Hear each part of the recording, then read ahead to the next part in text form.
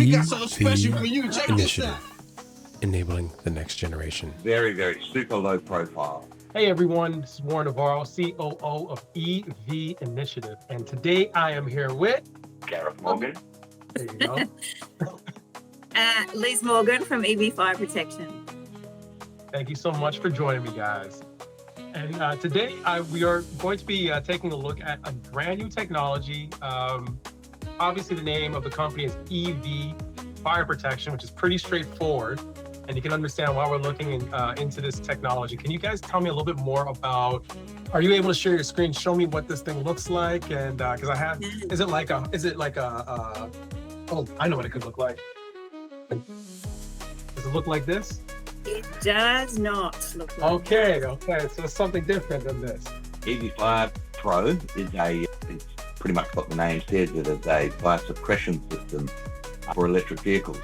It is designed to be installed into car parking bays or maybe charging bays and the like, and it automatically detects when excessive heat is being emitted from a battery underneath the vehicle and connected to a building's water supply. It automatically activates water spray to the underside of the car and provides spray coverage to adjacent vehicles as well. So that's it in a nutshell.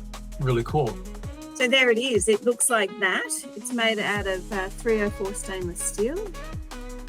It looks like a rubber mat, but it's not. It's made out of stainless steel. It's only, is it 1 inch? Or 30 millimeters? 30 millimeters, so in US high. So it's to prevent people from tripping. And that was a real intent of the design. We knew that these fire suppression systems needed to be retrofittable into existing car parking spaces, and therefore they couldn't be a trip hazard. We couldn't have people slipping over on them. So as Liz mentioned before, although it looks like a rubber mat, we do get that a lot. It is actually fully constructed of 304 stainless steel, and we finish it in this very special paint, which has a grit to it to prevent it from being a slipping hazard. What you can see there is sort of an overview of what the system looks like. The floor plate, which a lot of people call it, has 21 spray nozzles in it, and I've got 2 different spray patterns. Down through the center we've got 7 nozzles, which provides a bit more of a vertical spray to the underside of a vehicle, just to provide some cooling to the battery pack, the underside of the battery pack. But probably even more importantly are the 7 nozzles that run down either side of the plate, which actually are designed to throw water out from underneath the sill of the vehicle and actually wet the car next door.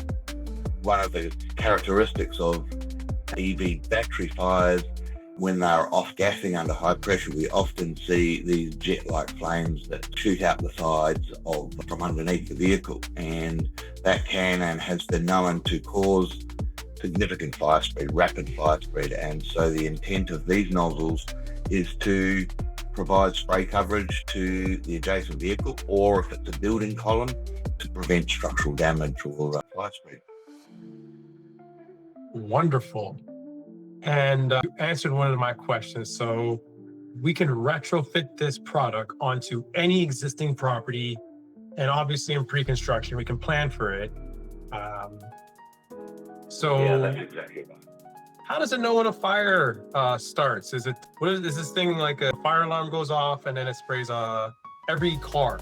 Like if I put this at every bay, I have 20 bays at my property. Only the fire affected car. So that was one of the things we've integrated the detection system into the plate that's underneath the vehicle. We did that specifically because we didn't want the EV FirePro in the adjacent parking bay going off when there's a car next door that's on fire. It needed to be targeted to the car that was actually on fire. So we've got 20 heat sensing elements around the outside of the plate, all around the perimeter of the plate there, and they sense the temperature. Stock standard out of the factory, that activation temperature is 68 degrees. That can be adjusted. We can adjust that all the way up to nearly 200 degrees Celsius, and essentially when those activate at that activation temperature, they provide a signal up to the box that you can see up on the wall there, which is the control box. Within that box is a solenoid valve. So that's a normally closed water solenoid valve. So the water is held back inside that box, if you like. And essentially what that means is that the system down on the floor is a dry pipe system. So there's no water inside the floor plate. It's all held back within a valve in that box. But when the valve gets a signal, it opens and allows water to flow down into the floor plate, and it squirts water, a lot of water. Really interesting. And how long, once this thing is activated, does it take does it put out the fire completely? Are we just buying time for the fire department to arrive? Yeah, good question. So it's definitely something that it's not going to stop the thermal runaway process. So fire brigades these days, their standard operating procedures is to let the vehicle burn, and that's mostly because there's not much more they can do in terms of stopping the thermal runaway process, which is happening really deep inside the battery pack. So then the task becomes all about controlling the fire and preventing fire spread. So just containing it to the one fire affected vehicle. And that's exactly what this device does. So we've done full-scale testing in Spain earlier this year, where once the system activated, it knocked the fire out, so it extinguished the fire altogether. That's not to say that it stopped the thermal runaway that was happening, but it knocked the fire out and it prevented the fire from reigniting for the duration whilst the thermal runaway event continues. That's the intent, is to prevent massive damage from fire spread. Yeah, that's a good reason for having one of these things, I would say, 100%. So it helps contain and stop the fire. And for a lot of people who really, maybe some people don't know that all the electric vehicles are like a battery, like almost like a cell phone on a wheel. So just like my cell phone is a battery bank, so would a car that has some wheels and a bunch of intelligence within the vehicle. And I guess like back in the day when Samsung phones were doing the boom boom thing, if you remember back in the day, some vehicles, and most of these cars are safe. The chemistry is changing really quickly as well. We're talking about lithium, and like I'm aware that iron phosphate, like the chemistry in batteries is changing. And over time, this could potentially be less of a problem. Is this product, I mean, like fires can happen because I'm familiar with internal combustion. I've witnessed dozens of gasoline fires and engines over the years. But is this a long-term bet? Like I put out this pad, I own the property, I'm here 20 years from now. If all the cars, the chemistry in the cars change, would this be relevant still on site?